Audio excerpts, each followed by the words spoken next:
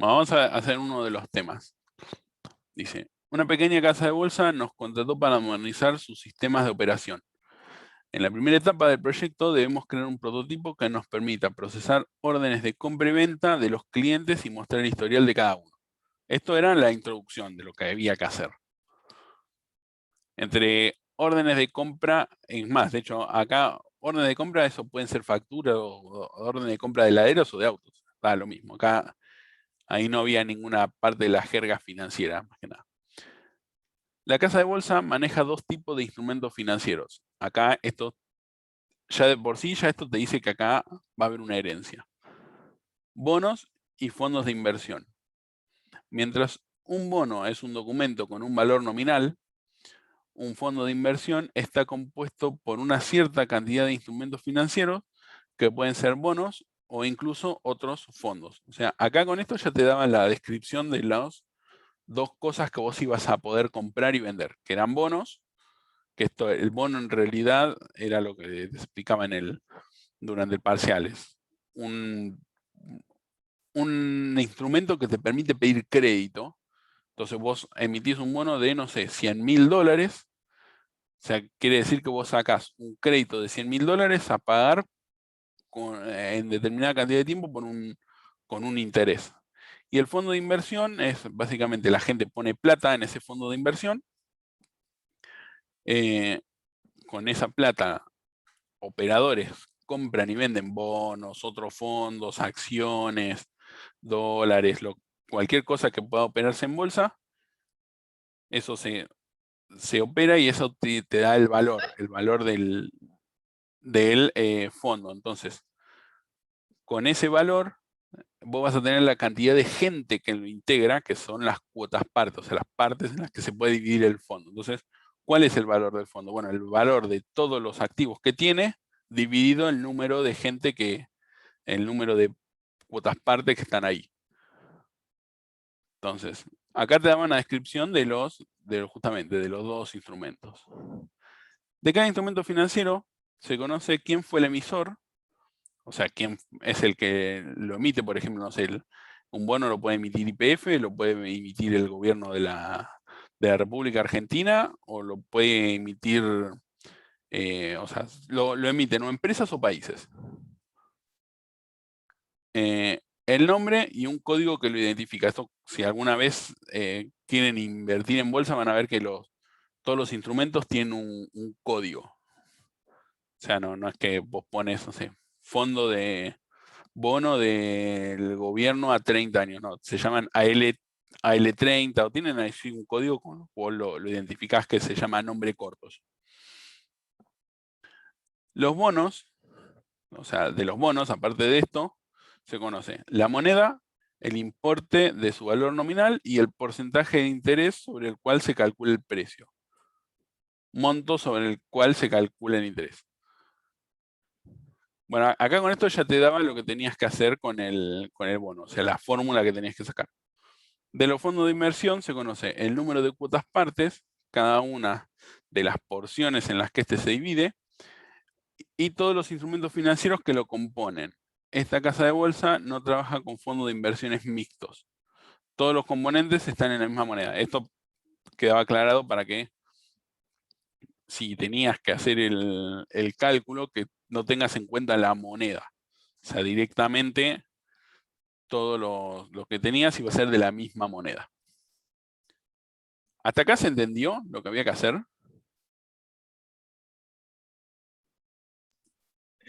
Sí, queda un poco confuso el tema de el fondo de inversión tiene una array list de bonos y de fondos de inversión.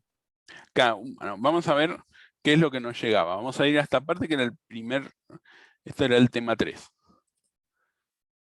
Ahí era esta parte. Fíjense que si ustedes miran, el paquete es ART, EDU, ORT, TP1, OR Market, que era así le habíamos puesto al sistema, punto instrumentos, punto modelo. Entonces, todo lo que se refiere a los instrumentos, que es lo que acabamos de leer, iba a estar todo en este paquete. Entonces tenés el bono y el fondo. Todo te iba a venir acá. Vamos a leer un cachitín más, a ver si decía algo más con respecto a eso.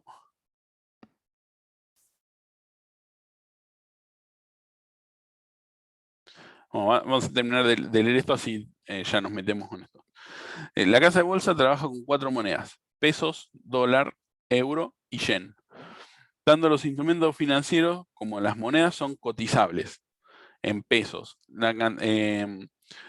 Tienen la capacidad de indicarnos cuál es su precio en pesos y el mismo se calcula de la siguiente forma. Las monedas con un equivalente en pesos indica su valor de cambio. El número real siempre positivo. En el caso del peso siempre es 1. O sea, si un bono sale 100 pesos, la tasa de cambio es 1. Los bonos indican su precio dividiendo el valor nominal por el porcentaje de interés. Por ejemplo, si el interés es del 4% y el valor nominal es 1000, entonces el precio es 40. O sea, ahí ya te daba una pista de cómo hacer el cálculo.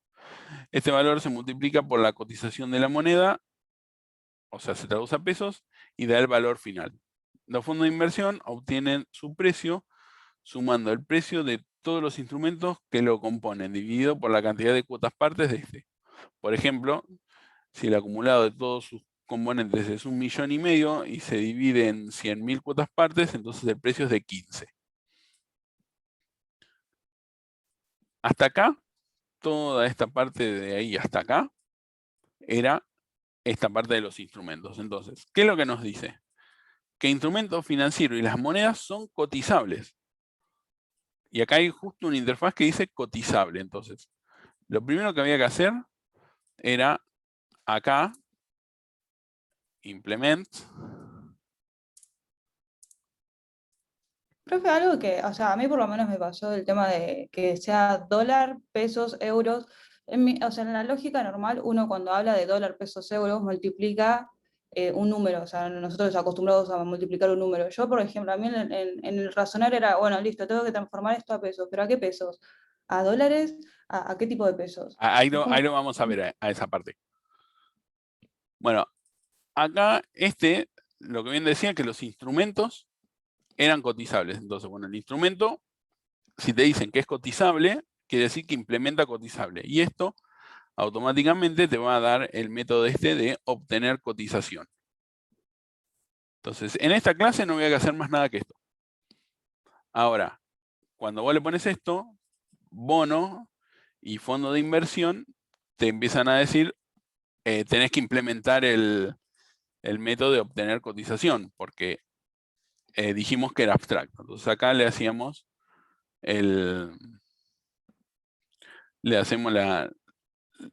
al decirle que nos complete, nos va a crear el obtener cotización. Y de lo bueno es que nos decía que esto tenía la moneda. Esto ya nos venía, y si nosotros miramos la clase moneda, moneda tiene un valor de cotización. O sea, tiene una cotización. No importa qué moneda sea, vas a tener un valor de cotización. Después vemos quién la carga, pero ya lo vas a tener. Entonces, ¿cómo era el cálculo acá? Era interés por... perdón.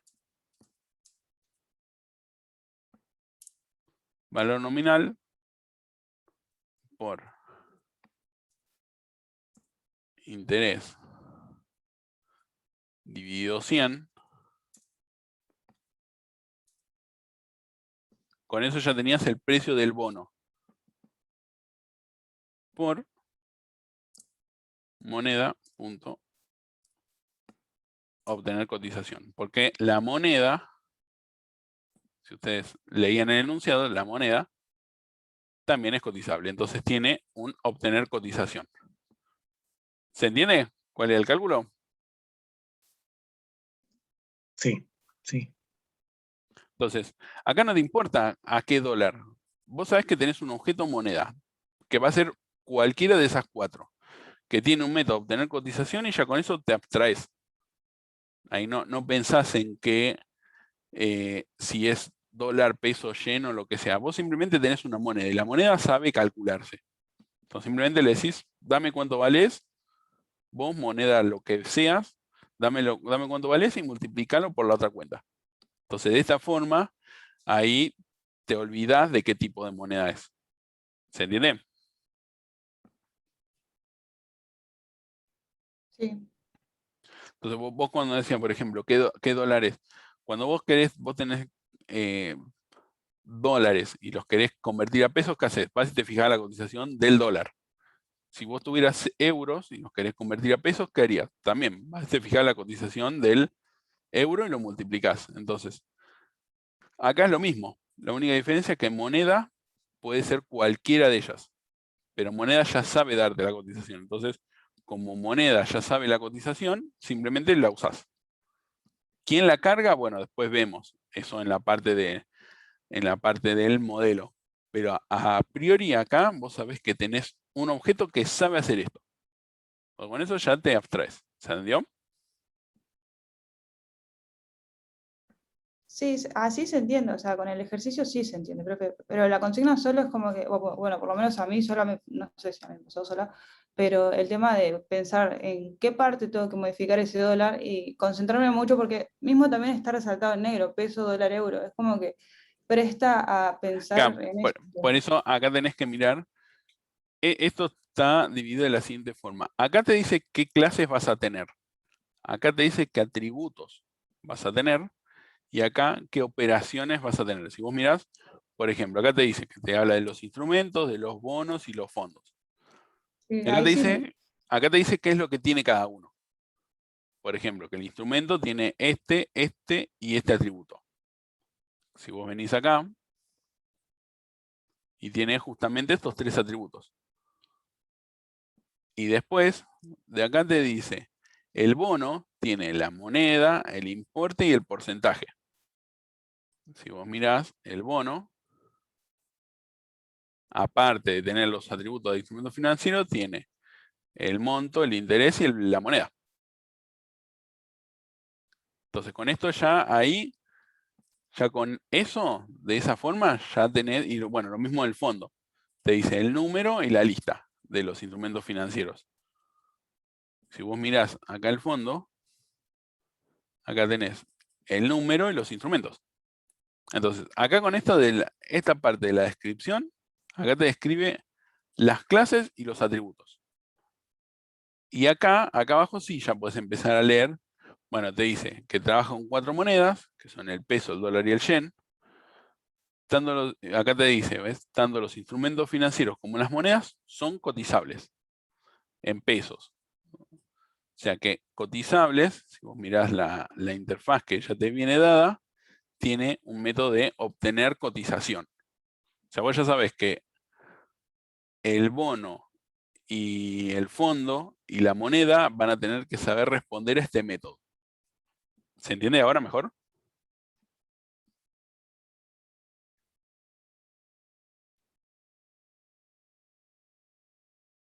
un poco mejor, sí, creo que sí. Y por ahí me parece que lo que decía Ori es que al verlo así esperábamos como un enum de peso, dólar, euro y yen, donde tenga como descripción la cotización de cada una. Claro, por eso cuando te dicen qué es lo que tienen, lo primero que tienen que hacer en este caso de TP1 es ir mirar qué atributos tenés.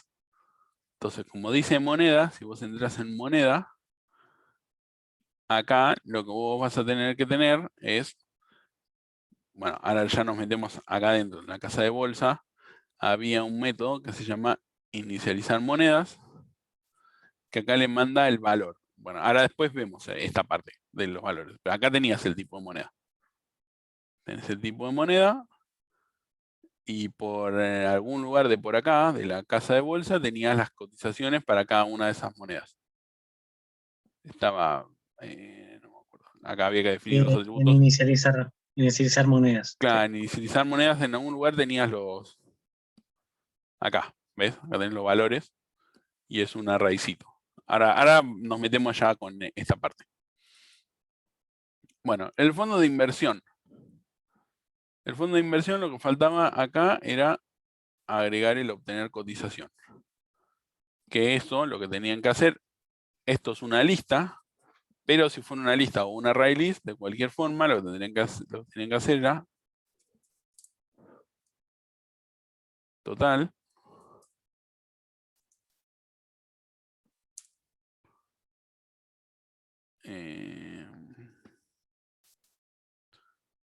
instrumentos financieros, o sea, hace un for each de cada uno de estos, y a cada uno de estos le decís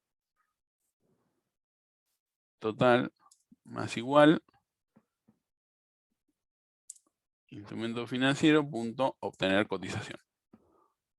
Y por último, decís total dividido número cuota partes. Y esto era el obtener cotización del fondo. Entonces, bueno, no importa si después tenés un fondo que tenga fondos. Mientras que el fondo sepa devolverte esto, ya con eso ya te alcanza. O sea, los tratás a todos como instrumentos financieros. Incluso si tuvieras, no sé, acciones acá dentro de esto, o no sé, cambios o cualquier cosa que quieras meter ahí adentro, mientras que sea un instrumento financiero, esto te va a seguir funcionando. ¿Se entiende? ¿Hasta ahí? Es recursivo, ¿no? Eso, Paco. Sí, ponele. No sería, sí, no llega a ser recursivo, porque en realidad acá es un método polimórfico, más que nada. Pero sí, si querés verlo, recursividad, porque este va a llamar a un método, o sea, se va a terminar llamando a este mismo. Claro, Cuando por hace eso un fondo. lo pensaba de esa manera. Claro, Como pero en realidad lo que tenés que pensar es que son objetos de diferentes, que guarda una colección de objetos. Entonces, ok. mientras el objeto te sepa, es más fácil que la recursividad.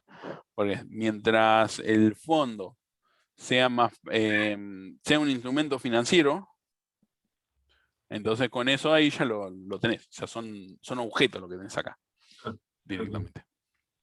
Bueno, ¿hasta acá se entendió la parte de los instrumentos? Sí. Sí, yo me comí la parte de multiplicarlo por la cotización de la moneda. Claro, sí. Bueno, y de acá lo que faltaba, siempre mi estrategia es, empiezo leyendo el enunciado, o sea, primero leo todo el enunciado. Acá lo leí por cachitos para ir mostrándoles cómo se iba dividiendo el enunciado. Pero lo principal es leerlo todo. Vamos a seguir leyendo, dice. Quienes integran la cartera de clientes de la casa se identifican por quit. El quit es como si fuera, bueno, ustedes saben lo que es el quill. Sí. Bueno, es lo mismo, como si fuera el número de documento. Además se conoce su razón social y un saldo, el dinero que dispone para operar. El quit no puede estar vacío ni ser nulo. Alcanza con eso. O sea, ahí tenían que validar eso justamente. Y el saldo inicial siempre debe ser positivo. Los clientes compran y venden instrumentos por medio de orden. Cada orden indica el cliente, el instrumento a operar, la cantidad de unidades, cuotas parte, cantidades de bono, etcétera, o sea, cantidad de lo que vos vas a comprar o vender, y la operación, de si es de compra o de venta. Para cada una se valida que exista tanto el instrumento como el cliente. O sea, vos no podías venderle a un cliente que no existe un instrumento que no existe. O sea, eso tenía que estar validado que exista. Las órdenes se ingresan de a una en una y se procesan todas juntas estrictamente en el orden en el que fueron ingresadas. Cada orden procesada actualiza el historial de transacciones del cliente, se haya procesado correctamente o no. De ser válida, también se actualiza el saldo del cliente. Las ventas incrementan el saldo y las compras lo decrementan. Para las compras se debe controlarse que el saldo alcance para cubrir el valor de la cotización. O sea, que tengas plata para pagar lo que estás comprando. Si el saldo del cliente no alcanza, se registra un error de compra en el historial del cliente. Siempre la última operación es la que está más a mano. Y bueno, y acá es lo que te pide. Entonces, de acá, de esta segunda parte, ¿qué podemos sacar? Que la casa de bolsa, o sea que hay una clase casa de bolsa que tiene clientes que se identifican por quit, o sea que tengo una lista de clientes por quit, que tengo una lista de instrumentos disponibles, que son los que la casa te va a comprar o vender, y que los clientes tienen órdenes, o sea, procesan órdenes y que van ingresando en el orden que fueron cargadas. Entonces, acá tenemos varias cosas. Si vamos de vuelta al modelo, o sea, lo que te venía, tenés la clase orden, la clase cliente, las dos listas y la casa de bolsa. Y el tipo del historial. Entonces, ¿por cuál de estas clases arrancaría yo primero? Por las más fáciles. Por ejemplo, ya sé que tengo una lista de clientes por quit, entonces implemento esto. Y esto era simplemente hacer return cliente1.get quit, como quit es un string, compare to cliente2.get quit. El compare by key, esto acá nadie lo hizo, pero en P1 sí, algunos lo han hecho. Hay que completarlo igual, por más que nunca lo vaya a usar. En este caso sí lo iba a usar, pero hay que completarlo. Y esto es clave punto compare to cliente punto get quit.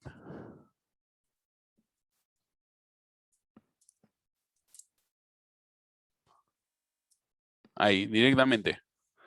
La clave la comparo con el cliente. Entonces, esto, que no me acuerdo a quién fue que le pasó, pero alguien me preguntó, lo que hace es que si esto, vos lo comparás con esto, y este es más chico, te va a dar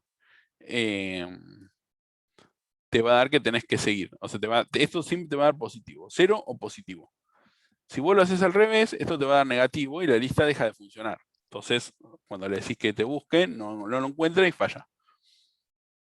¿Se entiende? Sí, eso sí, profe. Yo la verdad que habré hecho eso y un while o dos más, pero después no seguí porque la parte moneda no la pude extrabar y era como nada. O sea, eso creo yo que era lo más importante y no sé. O sea, no podía extrabar eso. Y acá lo mismo. Esto, return dato1.get código, pues esto estaba ordenado por código, compare to dato2.get código. Compare by key, acá lo mismo, return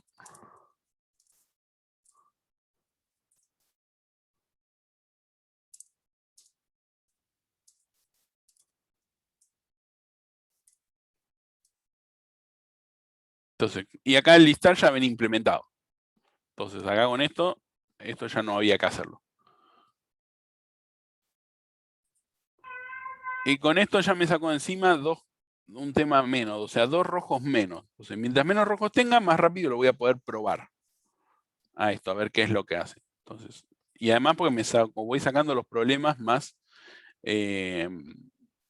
o sea, más grandes. Entonces, bueno, con esto ya está. Ahora tengo que ir a la orden. De la moneda no decía nada, eso ya estaba implementado, ya te venía con el cotizable y demás. Y acá vamos con la orden. La orden implementa cotizable, porque vos necesitas saber el precio. Entonces, no exporta el instrumento financiero. Implementa este método. Entonces, y acá es instrumento financiero punto obtener cotización por la cantidad. ¿Sí? Que compré y multiplicado por cuánta cantidad compré. Y después nada más, porque acá ya el constructor ya te validaba que la cantidad sea positiva, que el instrumento no sea null y que el cliente no sea null. O sea que en este tema lo único que tenía que hacer era agregar este método. Y con eso ya estaba. Bueno, acá la parte de cliente, que esta es una de las más saladitas. Acá lo que había que hacer era, estos ya los tenías. Es más, de hecho acá tenías orden.obtener cotización. O sea que acá ya mismo esto te decía que es lo que tenías que hacer. Lo que sí tenías que hacer, lo que faltaba acá, es esto. Había que hacer, o sea, muchos hicieron esto. pusieron la pila.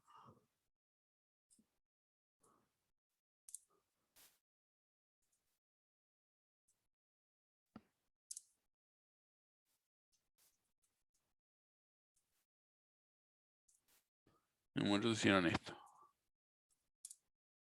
Historial igual a new. Pílanos. Esto acá no funciona. O sea, fíjense que ya compila.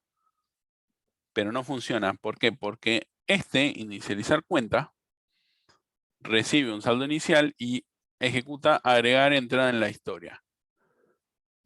Y esto es historial.push. Y si historial es null, porque se hace después de que lo uso, entonces falla. Entonces esto, o bien lo hacían ahí, o lo hacen en inicializar cuenta. Después del saldo, además, agregan esto. ¿Se entiende? Sí, ya sé por qué no me han dado. Una trampita. Y acá, bueno, el procesar orden ya, en este caso, ya estaba implementado. O sea que se fija el cálculo, se fija el precio. Lo único que tenían que hacer era implementar este método en el de orden. Y después, imprimir historial. Muchos le pusieron una cola y eso estaba mal. Esto va con private. Porque dicen, pero para, la última, para poder imprimir esto, yo tengo que imprimir lo que pasó primero y yo en la pila lo tengo último. A eso. O sea, último en el fondo de la pila. Entonces, ¿qué es lo que tenía que hacer acá? Pila nodo. Una pila auxiliar, ¿no? Ah, una pila Sí. auxiliar. While historial no sea empty mientras no esté vacío.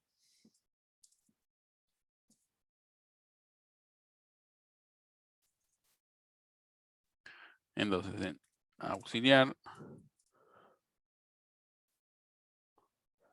punto push y le ponías historial punto pop. Y por último, un while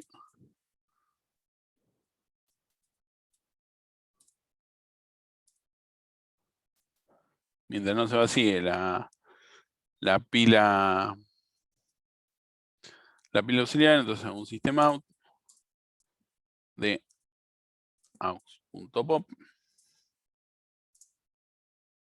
y después historial.push aux.pop. Perdón, acá no va pop, va get. Pick, perdón.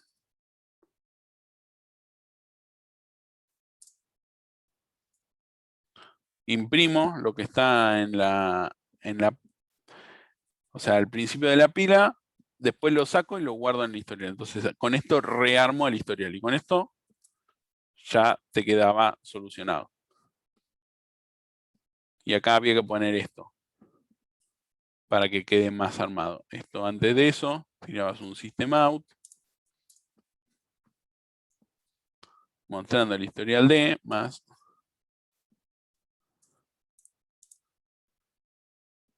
razón social.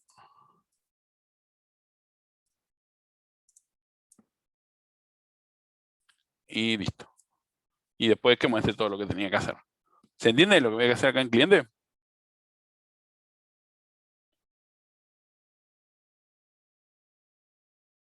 Sí, sí. Y después no tenía más nada. O sea, el cliente no, acá no había que hacer más nada que esto. Y ahora la final, que era el tema de la casa de bolsa. Entonces, vamos a empezar con los atributos que teníamos. De mínima teníamos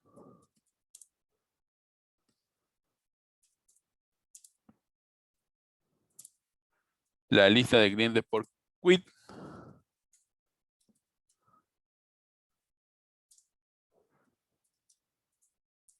La lista de los instrumentos.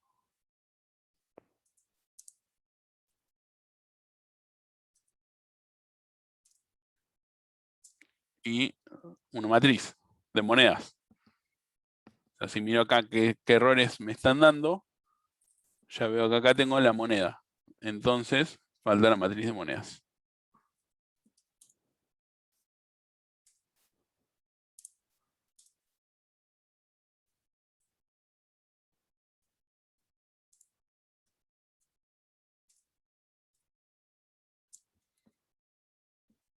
Entonces, acá lo primero que hago es inicializarlo.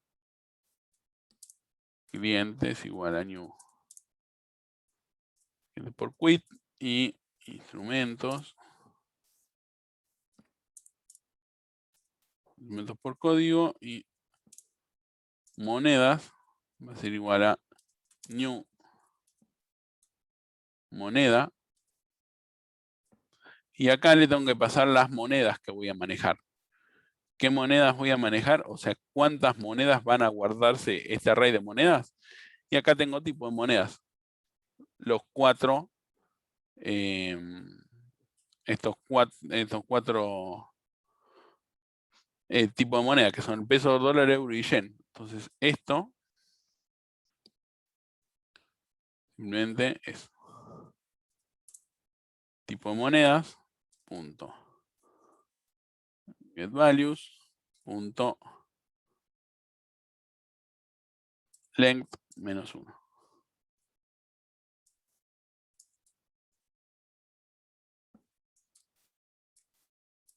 Entonces, con eso ahí ya tenían los atributos. A priori son estos. ¿Estamos de acuerdo?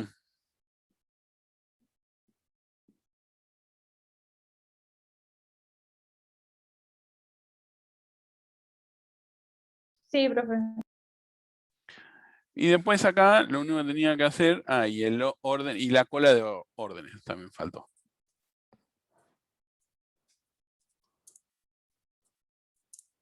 Con la nodos.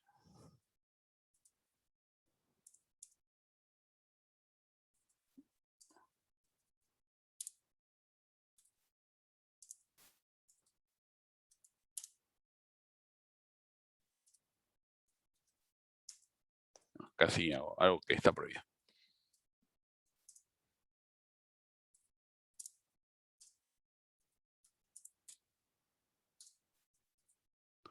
Entonces, con esto ya tengo, fíjense que con esto ya compila todo. Entonces, si quiero, podría probarlo.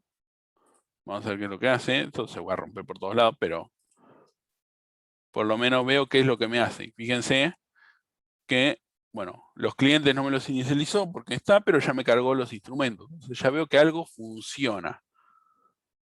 Entonces, con esto puedo probar los instrumentos, los precios. Porque acá abajo tienen que cargar instrumentos y acá los va agregando. Y fíjense que acá en monedas, lo que va haciendo es buscar el valor que va acá adentro, o sea, porque por ejemplo el bono, lo que habíamos dicho que tenía una moneda, y ponemos la moneda que corresponde al dólar. Y acá abajo yo tengo uno que crea el array de monedas, donde le digo a cada moneda ponerle el valor de cada uno de estos que está acá adentro. Acá tenía un array y le digo,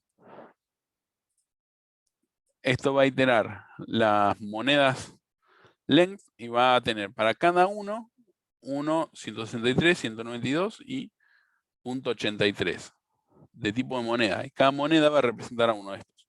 ¿Se entiende?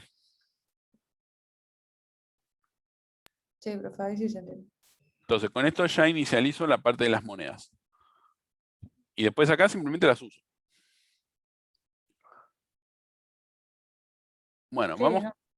¿Se entiende? Un montón. A mí me pasó que yo empecé por monedas porque lo vi como el fundamento. Si no tengo monedas, los clientes no van a tener. Y bueno, arranqué de ahí y nada, me clavé ahí. Claro. Yo lo Siempre único que no cuando. entendí, Sí. Pablito, ¿por qué inicializás el array de monedas al principio con el -1?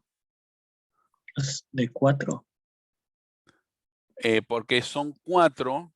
Esto te va a dar el número 4 y yo necesito ponerlo en. En realidad esto me da 5. Esto me termina dando 5. Ahí está.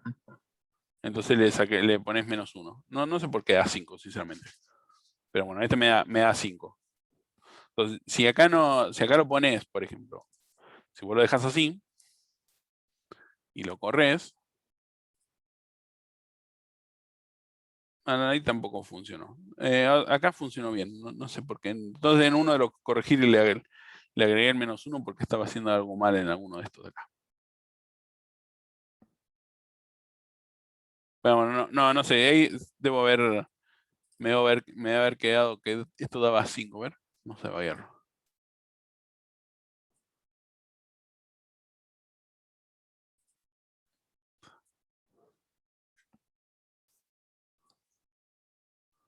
No, esto me tendría que dar 4. Sí, me da 4. No, seguramente que el que revisé que me estaba dando 5 tendría algún tema en el numerador, quizás tenía algún espacio o algo así. Bueno, con esto ya por lo menos logramos que todo el proyecto compile, que es una de las cosas más importantes a la hora de hacer un programa. Primero que compile, y ahora vamos a completarle todos los métodos. Entonces, ¿hasta ahí se entendió? Sí, sí. ¿Vieron que no había necesidad de tener conocimientos de economía? Eran simplemente leer el enunciado y transformarlo en objetos. O sea, en ningún momento nos preguntamos acá cómo funciona un bono, o qué es un bono, o qué es un fondo de inversión. Simplemente sabemos que están estos dos y que tienen un precio. Y que acá lo vamos a comprar y lo vamos a vender. Bueno, vamos con estos métodos. El alta del cliente. El cliente, ya vemos que tiene los getters y los setters con las excepciones. O sea, tiene acá para validar, entonces ya tenemos las excepciones. ¿Qué nos pedía el enunciado? Dice que tienen un quit y que tienen una razón social y un saldo. Y que el quit no puede ser nulo y que el saldo inicial siempre debe ser positivo. Entonces, como acá ya tengo la validación, en casa de bolsa simplemente lo que tengo que hacer es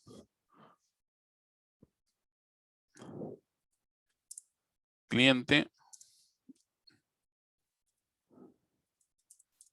con el new cliente, le paso los datos, quit, razón social y saldo inicial, y luego lo agrego a la lista. Clientes, .add, cliente. Como esto ya lo tengo metido en un try catch, lo único que hago acá es un system out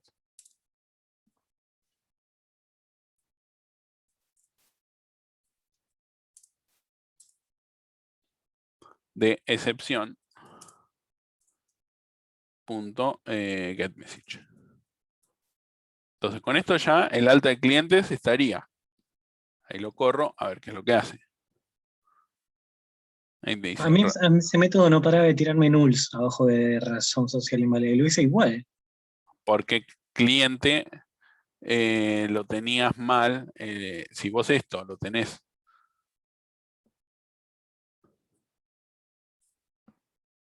esto, si vos esto Claro, sí, me daba null todo. Sí. lo tenés acá va a dar un null pointer exception, pero como acá en casa de bolsa lo tenés metido dentro de un try catch, entonces ahí te va a funcionar. Entonces, mira, fíjate, vamos a correr. Y ahí está, ¿ves? Null. Bueno, eso era por eso, justamente. Porque en cliente tenías mal definido esto. Si esto simplemente lo corrías acá, ya con eso te funcionaba bien. ¿Se entiende? Sí, imposible darse cuenta de eso. Bueno, el alta de cliente ya está. Carga de orden. Acá en este caso es donde había que hacer un poco más de magia. La orden acá ya tiene un throw exception que dice que la cantidad, el instrumento y el cliente, bueno, tiene la validación. Así que acá, perdón, en este no había que hacer mucha magia. Lo único que tenían que hacer era instrumento.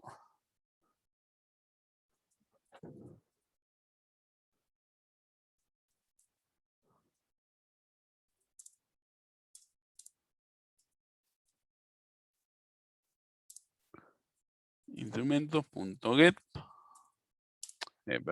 .search, y le paso el código del instrumento. Con esto obtengo un instrumento. ¿Cuál? No me importa, uno de los que están. El que tenga este código. Como el código es de instrumento y la lista está ordenada por por código, ya directamente lo puedo usar.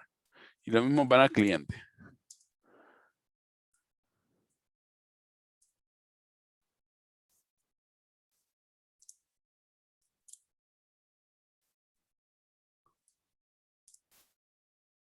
Cliente.search, lo mismo. Y le paso el ID del cliente.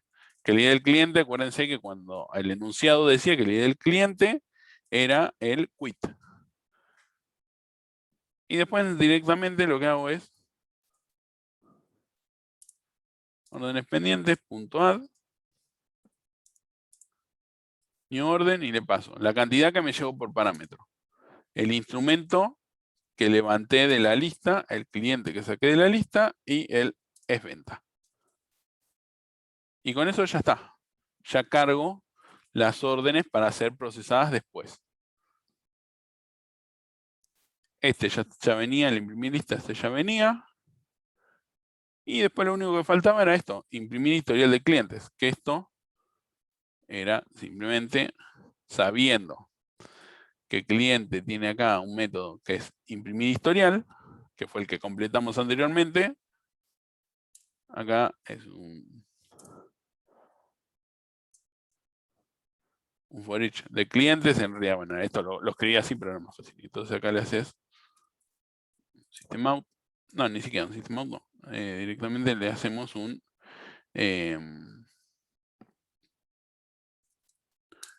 cliente.imprimir historial.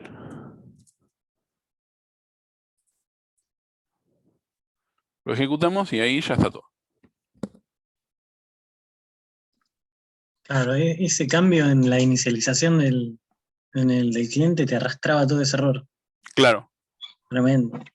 Pues Pero también me con eso- pasaba lo mismo con las órdenes. Me tiraba excepciones en las órdenes y no tenía nada nulo, salvo ese cliente. Claro, porque acá ibas a loguear ahí lo del tema de la orden. Acá, por ejemplo, este tiene un error. Este quiere comprar. Tiene 15 lucas. Se compra este bono, que el valor era 4.000 y pico. Y acá, bueno, no le alcanzó y le dijo que el saldo ese era esta guitarra. Entonces cerró en la compra. No pudo comprar esto porque no le alcanzaba la plata.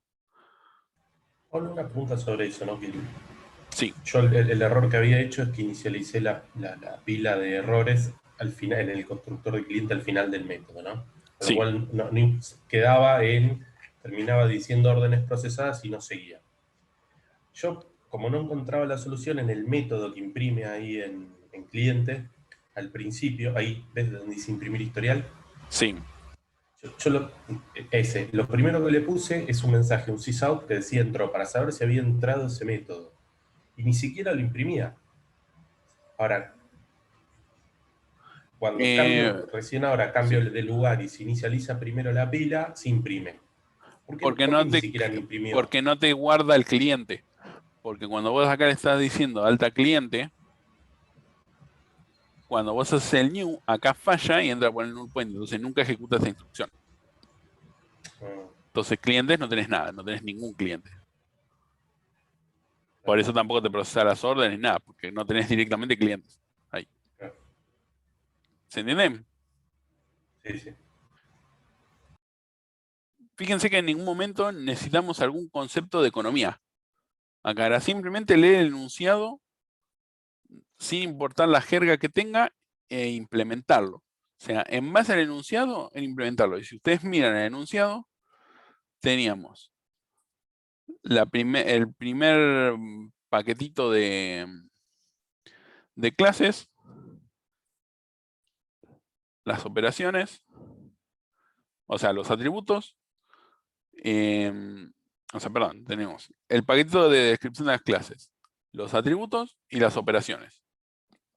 Acá. Y acá ya empezaba el segundo paquetito de clases. Acá con esto ya te dice del cliente, acá te dice de la orden y acá te dice de la cola. Y dentro de todo esto estaban las dos listas. Y con eso ya estaba. ¿Se entiende? ¿Se entendió ahora mejor el parcial? Sí, sí.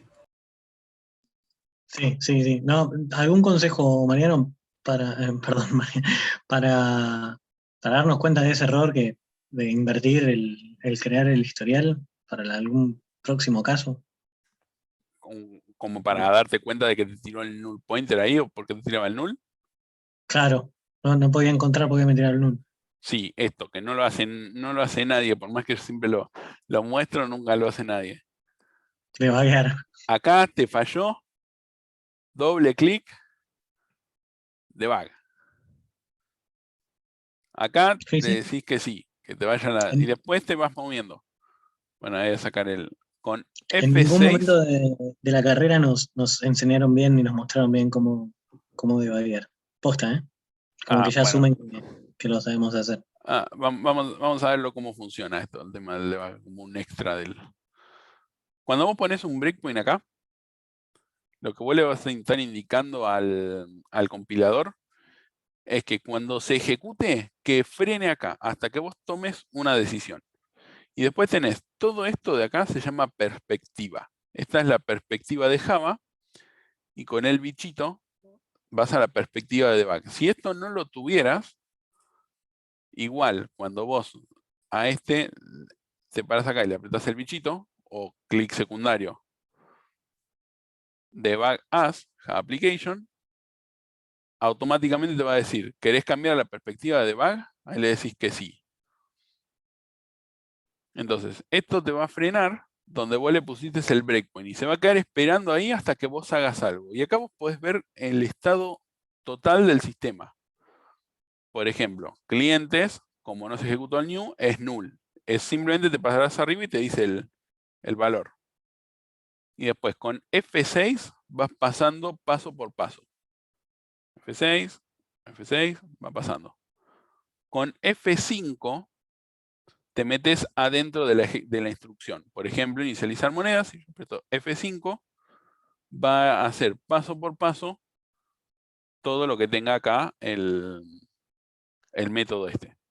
Y ahí con F6 vas pasando y vas viendo. Por ejemplo, acá monedas, ya puedes ver que se fueron cargando algunas, puedes ver los valores, el I cuánto vale, I vale 3, entonces sabes que va a tomar este.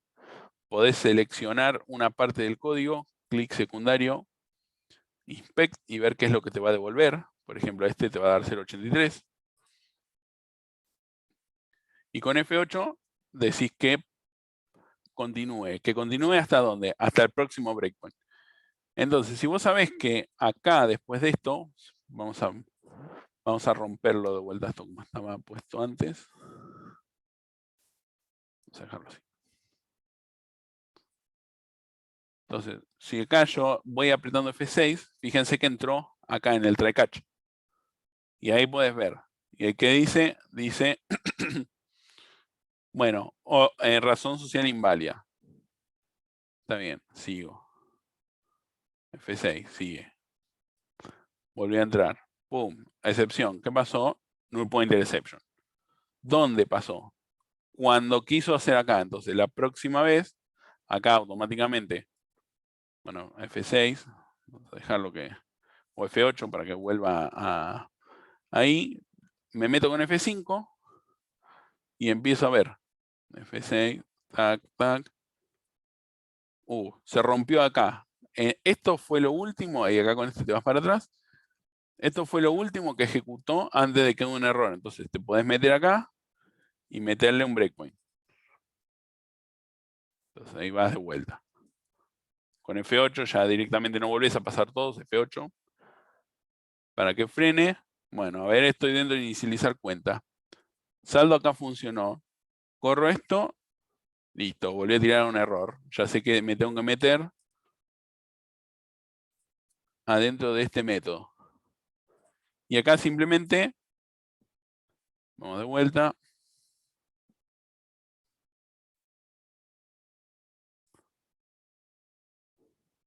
Acá. Y si le doy doble clic, de ahí ya directamente lo saco. F8. F6. Bueno, ahí se rompió. ¿Qué error es? Uno conocido. La razón social es inválida. Está bien, ese era normal que se rompa. F6. Vuelve. Acá esto ya sabemos que hasta acá funciona. Me meto acá. Acá ya sé que me da null pointer exception. Y sí, historial es null. Ah, bueno, está inicializado. Ahí está. Entonces dice, claro, sí, historial, a ver, historial es null. ¿Por qué es null? Si yo, claro, porque, bueno, acá. Entonces tú aquí lo subo. Lo corro y ya la próxima vez. Historial. Ya no es más null. Paso, listo. Lo mando a ejecutar o lo freno si quiero y lo corro normal. ¿Entendió cómo debayar? Sí, perfecto. Es de lo más útil que tiene. Está en el medio del parcial, te tiene un error o no te hace lo que querés, doble clic al lado del número, breakpoint y a debayar. Y ahí sacás cualquier problema que tengas. Siempre y cuando el problema sea de que no hace lo que vos querés y esté bien hecho. Si te falta completar el método, no, bueno, ahí eso va a ser otra cosa. Pero ¿se entienden? Sí, No, entonces las excepciones también tienen un mensaje por default. El null pointer ser yo tiraría un null. Claro, null pointer exception ya sabés que es cuando vos estás tratando de acceder a un objeto que es null. Estás tratando de acceder a un atributo de un objeto que es nulo. O a un método de un objeto que es nulo. Class case exception es cuando vos estás tratando de hacer, por ejemplo, acá ves que es instrumento. Si yo acá le pusiera bono,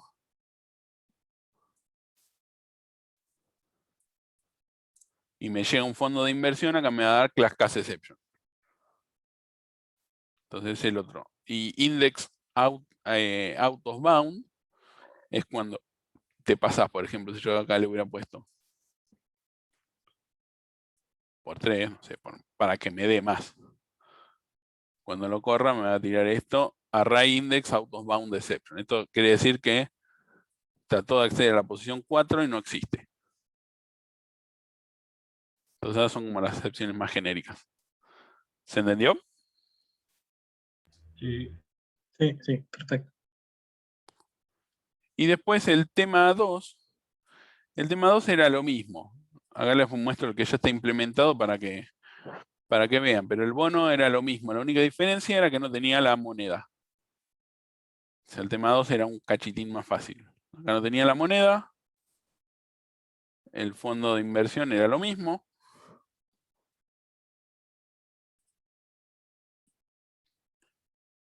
La orden era lo mismo. O sea, acá no tenías el historial de esto. El precio, bueno, era el precio por la cantidad. Acá tenías los instrumentos por código. Y lo fuerte de esto, bueno, el cliente, el cliente sí tiene el historial, bueno, todo lo mismo. Esto es exactamente lo mismo que el otro. La pila auxiliar, el imprimir, o sea, dar la vuelta a la pila, el inicializar la cuenta, y acá sí había que completar el cálculo. O sea, acá hacías el cálculo con el obtener precio. Bueno, esto también ya estaba implementado. Y agregar el historial, y después acá había que completar, por ejemplo, las validaciones. Los setters. Y casa de bolsa, acá donde estaba la mayor diferencia, esto tenía un array de clientes,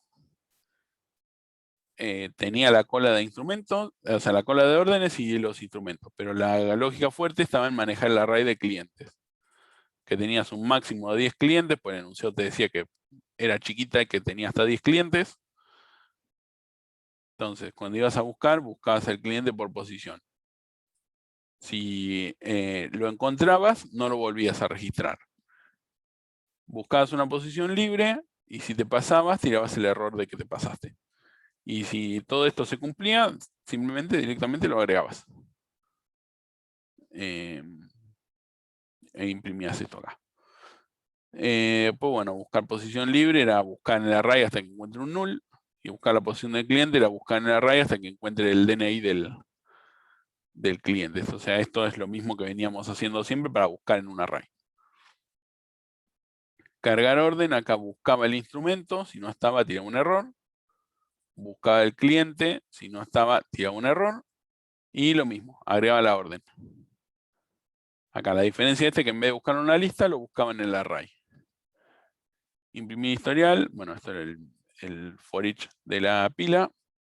El listar era el listar del coso. Y inicializar instrumentos. Esto ya se los damos. Y esto también. El procesar órdenes es simplemente itero la cola. Saco una orden y le digo, o sea, obtengo el cliente y al cliente le digo procesar. Y con eso ya estaría. Este era el tema 2. O sea, la única diferencia, lo fuerte que tenía era acá manejar el tema del array. ¿Me Pero mostrás, Pablo, lo de procesar órdenes? ¿Me mostrás un cachito más, por favor?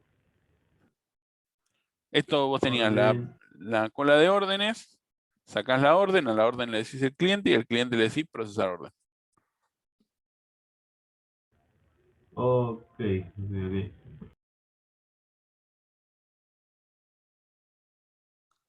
¿Se entendió el tema 2? Sí, me confundía esa parte, que vos tenías la orden, sacabas el cliente de la orden, y después al cliente le hacías, eso, o sea, esa misma orden donde vos sacaste el cliente la tenía que procesar. Claro. Sí, porque era, o sea, vos sacabas el cliente, Ok. porque acá no tenías, en el otro tema vos tenías la lista de órdenes, pero el otro tema era igual, ¿eh? Lo que pasa es que me parece que no está, ya está implementado. ¿Sí? Creo que lo hice así igual, pero estaba casi seguro que lo había hecho más. Claro, esto es lo mismo, el procesar orden de cliente ya está, en este tema estaba implementado. Bueno, ¿se entendió el Gracias. parcial? Sí, ahora Sí, sí. sí, se entendió mejor. Genial. Bueno, voy a dejar de... A ver, ¿se escucha? Sí, ahora voy a dar las notas. Esto... Dale, gracias.